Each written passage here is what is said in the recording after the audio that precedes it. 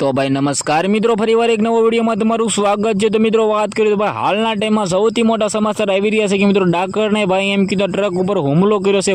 શું છે પૂરા ન્યૂઝ લઈને આવી ગયો છું। તો ચેનલમાં નવા છો તો ભાઈ અત્યારે જ લાઈક કરો, કારણ કે મિત્રો હાલના ટાઈમમાં સોશિયલ મીડિયામાં તમને બધા લોકોને ખબર છે કે આ ડાકરનો વિડીયો ખૂબ જ વાયરલ થઈ રહ્યા છે। આના વિશે વાત કરીએ તો મિત્રો આપણે ઓલરેડી વિડીયો બનાવી નાખ્યા છે અને મિત્રો એમાં આપણે ઘણા બધા પર્દાફાશ પણ કર્યા છે।